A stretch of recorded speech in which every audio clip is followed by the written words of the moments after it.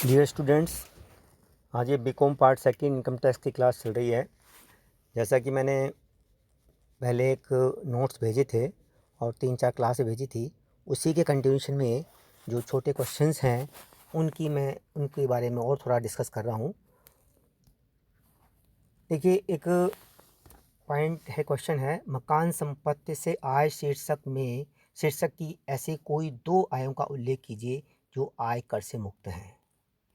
देखिए, मकान संपत्ति के अंदर में जो करमुक्त मकान संपत्ति होती हैं उनमें से आप ये कह सकते हैं, एक तो फर्स्ट स्वयं का मकान जिसका हम अपने स्वयं के बिजनेस में उपयोग कर रहे हैं, यानी अपने खुद की ओनरशिप, कोई शॉप है या कोई ऐसा मकान है जिसमें ऑफिस चला रहे हैं, दुकान चला रहे हैं, गोदाम चला रहे हैं, जिसमें अपना खुद का मकान है, वो ओनरशिप अपनी खुद की है। तो उससे देखिए, मैंने पहले बताया था आपको कि मकान संपत्ति में किराया आना इम्पोर्टेंट नहीं है, एनुअल वैल्यू टैक्सेबल होती है। क्या होती है? एनुअल वैल्यू टैक्सेबल होती है। तो उस मकान की वैल्यू तो है ही, जो हम अपने खुद का मकान है, अपनी दुकान चला रहे हैं, गोदाम चला रहे हैं उसमें, या ऑफिस चला रहे हैं, अपने खुद का है, मकान संपत्ति तो है ही, डेफिनेटली है, ठीक है ना। और उसकी एनुअल वैल्यू भी है, एनुअल रेंटल वैल्यू भी है। लेकिन जो स्वयं के मकान को हम स्वयं के बिजनेस में यूज़ करते हैं तो वो कर मुक्त होता है इसमें। तो एक पॉइंट ये कह सकते हैं, स्वयं का मकान स्वयं के बिजनेस में यदि काम में ले रहे हैं तो वो कर मुक्ति है, एक तो। दूसरा कि यदि कोई ट्रेड यूनियंस हैं, कोई धर्मशाला है, कोई इस तरह की चैरिटेबल ट्रस्ट हैं, वो यदि मकान किराए पर देकर उससे किराए से आय अर्न करती हैं, वो भी कर मुक्त होती हैं, ठीक है। 2 मैंने इम्पोर्टेंट, एक और है कि यदि कोई मकान है ना, कृषि भूमि के साथ अटैच है और उस मकान का उपयोग कृषि कार्यों में किया जा रहा है, उसकी खाद बीज रखने में, और कोई ऐसा सामान रखने में यूज़ हो रहा है उसको, जो खेती की काम है, या फसल तैयार होने के बाद में उसमें रखते हैं, फ्रूट्स या सब्जी तैयार होने के बाद में उस मकान में रखते हैं। तो इस तरह से यानी कृषि भूमि से लगा हुआ मकान, वो भी कर मुक्त होता है। इस तरह से 3 पॉइंट है इसमें, एक पॉइंट भी लिख दोगे तो आपको 1 नंबर का क्वेश्चन इसमें बनता है। मानक किराए से आप क्या समझते हैं, यानी स्टैंडर्ड रेंट से आप क्या समझते हैं। मैंने जब वो नोट्स भेजे थे आपको, उसमें भी बताया था कि जिस एरिया में, जिस क्षेत्र में रेंट कंट्रोल एक्ट, किराया नियंत्रण अधिनियम लागू होता है, वहाँ का जो रेंट होता है, उस एरिया में मकान का जो वार्षिक मूल्य होता है, किराया योग्य मूल्य होता है ना, उसको हम मानक रेंट कहते हैं। लेकिन ये कब होगा?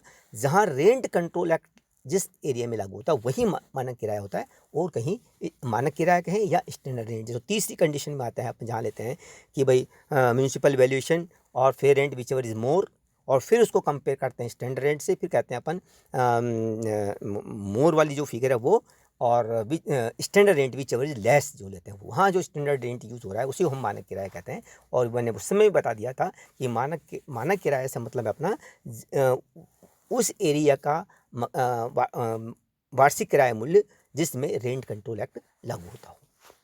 स्वयं के निवास में प्रयुक्त मकान का वार्षिक मूल्य शून्य कब माना जा सकता है? देखिए, स्वयं के निवास का मकान का तो वार्षिक मूल्य शून्य माना जाता है, लेकिन इसके लिए कंडीशन नहीं हो सकता कि पूरे साल भर वो व्यक्ति उस मकान में रहे, उसको किसी और पर्पज़ से यूज़ नहीं करे, स्वयं के रहने के मकान को किराए पर देने के पर्पज़ से, या ऑफिस पर्पज़ से, या किसी और को मतलब एक तरह से सहायतार्थ किसी को और को रखता है किसी और उद्देश्य से, तो वो तब उसको हम एनुअल वैल्यू शून्य नहीं मानेंगे। एनुअल वैल्यू शून्य तभी मानेंगे जबकि इस पूरे साल भर वो खुद रहे, या कोई कारण से, उसमें 2 कंडीशंस हैं कि किस कारण से, यदि वो खुद नहीं रहा, दूसरी जगह नौकरी होने की वजह से यदि उस मकान में नहीं रह पाया, है ना, और दूसरी जगह उसका खुद का मकान नहीं है, तो उसको स्वयं का मकान मानेंगे। अच्छा, दूसरी बात, ये उसका एक ही मकान हो, ये भी ध्यान रखने वाली बात है। ये सब चीज़ मैंने बता दी, जितना लिख सकते हो आप लोग लिख लीजिएगा। मैंने थोड़ा सा आगे पीछे ज़्यादा भी बता देता हूँ क्वेश्चन के हिसाब से। तो एक से ज़्यादा यदि मकान हो उसको स्वयं के रहने के, तो किसी एक मकान को जो वो अपनी इच्छा अनुसार चाहे, जिसका एनुअल वैल्यू ज़्यादा आ रही हो, उसको वो सेल्फ ऑक्यूपाइड यानी स्वयं का रहने का मकान मान लें, और उसका वार्षिक मूल्य हम नील मानेंगे। यदि एक से ज़्यादा मकान है तो मान लें 3 मकान है, 2 मकान है उसके पास, तो जो भी उसके लिए बेनिफिशियल है उसको स्वयं का रहने का मकान मान लें और उसकी एनुअल वैल्यू नील मानेंगे, और अदर अन्य मकानों को चाहे उसने किराए पर नहीं दिया तो भी किराए पर दिया हुआ ही माना जाएगा। करदाता द्वारा स्वयं के निवास हेतु प्रयुक्त मकान आय की गणना में किस मदों के संबंध में कटौती स्वीकृत की जाती है। देखिए, इसमें मैंने बताया था कि भाई ये सेक्शन जरूर ध्यान रखना है। इसमें सेक्शन 24B की रिबेट मिलेगी केवल इंटरेस्ट की। वो भी किस लिए?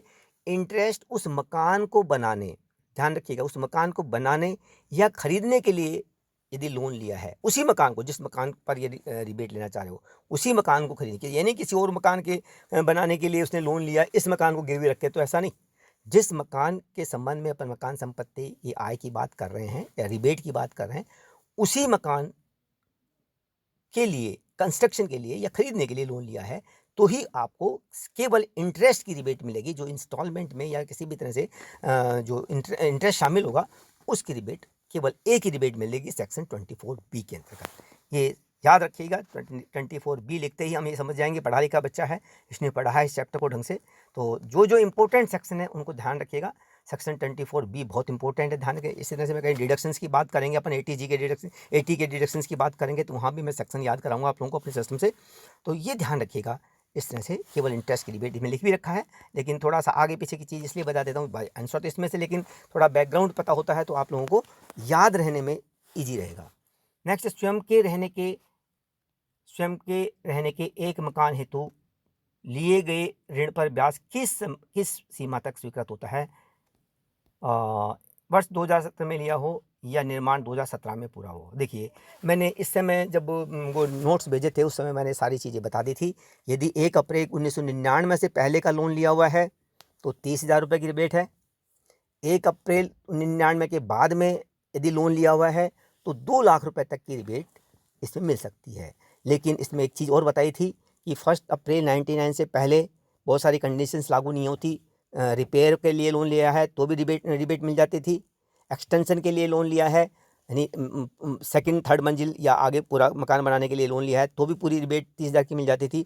लेकिन अब 2 लाख की रिबेट तभी मिलेगी उसको जबकि वो नए मकान बनाने के लिए लिया हो, यानी नया मकान बनाने के लिए, एक्सटेंशन के लिए नहीं, रिपेयर के लिए नहीं, कलर रंग पेंटिंग के लिए नहीं, पूरा मकान बनाने के लिए या कंस्ट्रक्शन के लिए, तभी उसको छूट मिलेगी। और ये 2016-2017 की बात कर रहा है तो कोई दिक्कत नहीं है। 1 साल मकान बनकर कंप्लीट हुआ, उसमें अपने पास कंडीशन है 5 साल तक भी मकान कंप्लीट, जिस ईयर में लोन लिया अगले 5 फाइनेंशियल ईयर में भी उसने मकान कंप्लीट कर लिया तो भी 2 लाख रुपए की रिबेट का प्रावधान है।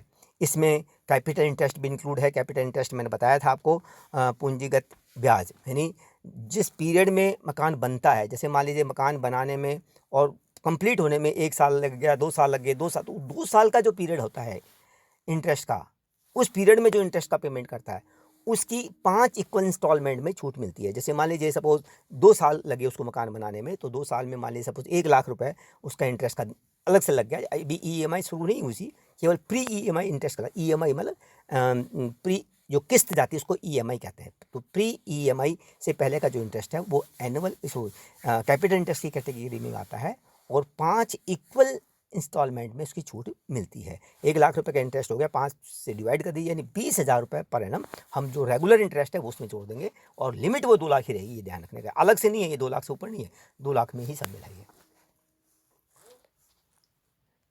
नेक्स्ट, गत वर्ष से पूर्व वर्ष में डूबत किराए की राशि वसूल होने पर किस शीर्षक में प्रयोग होगी?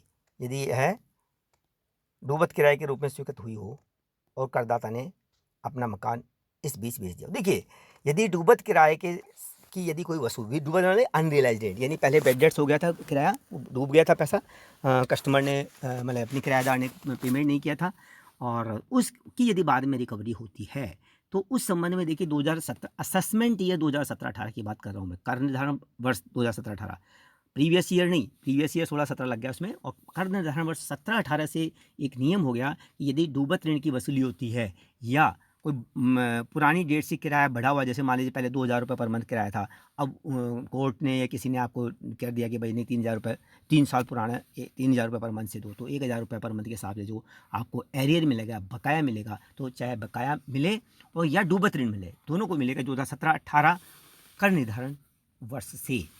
ठीक है, 2017-18 कर निर्धारण वर्ष से 16-17 प्रीवियस ईयर से ये नियम लागू हुआ जो बता रहा हूँ मैं। हालांकि उसके पहले के भी रूल है, वो फिर क्वेश्चन आएगा तब बताएंगे, अभी कंफ्यूज हो जाओगे आप, इसलिए मैं पहले वाला रूल नहीं बता रहा। 2016-17 प्रीवियस ईयर यानी गत वर्ष या 17-18 असेसमेंट ईयर से ये नियम ये हो गया कि जो भी डूबत ऋण या बढ़े हुए किराया यदि मिलता है तो उसमें 30% की छूट, जो स्टैंडर्ड डिडक्शन है, वो स्टैंडर्ड स्टैट्यूटरी डिडक्शन होता है सेक्शन 24A में, वो 30% की छूट मिलेगी, बाकी अमाउंट टैक्सेबल हो जाएगा। और चाहे उस ये कह रहा है कि भाई उसके पास इस बीच मकान बेच दिया, उससे कोई फर्क नहीं पड़ता, मकान बेच दिया या हो, दोनों में सिचुएशन में इसी इनकम फ्रॉम हाउस प्रॉपर्टी में ही टैक्सेबल होगी 30% की छूट के साथ। क्या किसी मकान संपत्ति का वार्षिक मूल्य ऋणात्मक हो सकता है? यदि हाँ तो किस दशा में? देखिए बहुत इंपॉर्टेंट क्वेश्चन, ये मान के चले 1 नंबर का क्वेश्चन इसमें डेफिनेटली बनता है, ये बहुत इंपॉर्टेंट क्वेश्चन है। इसमें देखिए क्या है, जो एनुअल वैल्यू माइनस में बता रहा है, ये टैक्सेबल इनकम नहीं बता रहा कि वार्षिक मूल्य ऋणात्मक कब हो सकता है।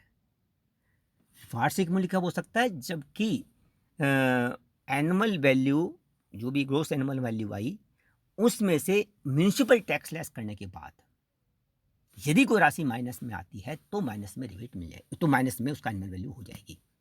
केवल म्यूनिसिपल टैक्स की वजह से होता है ये, है ना। कई बार क्या होता है, एनुअल वैल्यू तो उसकी ग्रोस एनुअल वैल्यू तो मान लीजिए वो 10,000 रुपये है, लेकिन म्यूनिसिपल टैक्स का उसने पेमेंट कर दिया, पिछले 3-4-5 साल का एक साथ पेमेंट कर देता है, तो जिस ईयर में पेमेंट करता है उससे रिबेट मिलती है। तुम्हें पता है ये चीज़ का कि म्यूनिसिपल टैक्स में पेमेंट बेसिस पर रिबेट मिलती है। तो जितना पेमेंट करोगे इस साल यदि पेमेंट करोगे तो छूट मिलेगी, अदरवाइज नहीं मिलेगी। तो यदि मान लीजिए पेमेंट 2-3 साल का कर दिया है, ज़्यादा होगा कोई भी कारण से, खैर आपको इससे कोई मतलब नहीं है, पेमेंट होना चाहिए हाउस। तो यदि उस म्यूनिसिपल टैक्स का पेमेंट कर, आपको तो बस ये लिखना है, यदि म्यूनिसिपल टैक्स का पेमेंट करने की वजह से यदि ग्रोस एनुअल वैल्यू से लेस करते समय म्यूनिसिपल टैक्स की पेमेंट की राशि ज़्यादा हो, किससे? ग्रोस एनुअल वैल्यू से, तो वो ऋणात्मक उसमें वार्षिक मूल्य हो जाएगा। अब आप अपनी लैंग्वेज बना लीजिए, मैंने समझा दिया है।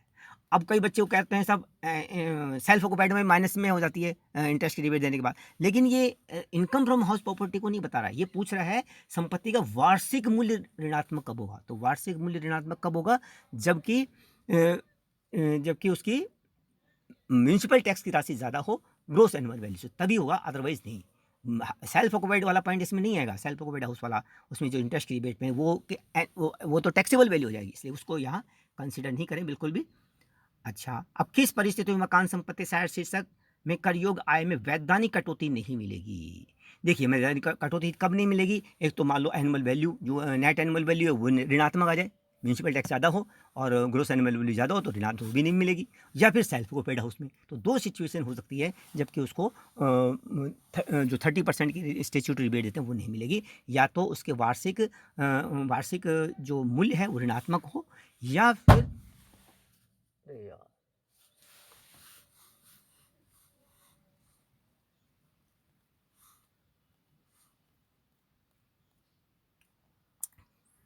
यदि गत वर्ष से पूर्व के वर्षों किराया पुरानी तिथि से बढ़ाने के कारण बकाया राशि प्राप्त हुई है तो इस पर वैधानिक कटौती मिलेगी या नहीं। देखिए ये जरूर लिखिएगा कि गत वर्ष से पूर्व के 2016-17 प्रीवियस ईयर या 17-18 असेसमेंट ईयर, उसके बाद यदि ये राशि मिलती है, तो यदि पूछा यदि गत वर्ष में, तो गत वर्ष तो इसी साल है ना, तो यदि कोई राशि मिलती है चाहे वो किसी भी पुराने वर्ष की हो, है ना, तो फिर उस केस में 30% की हम रिबेट उसको देंगे।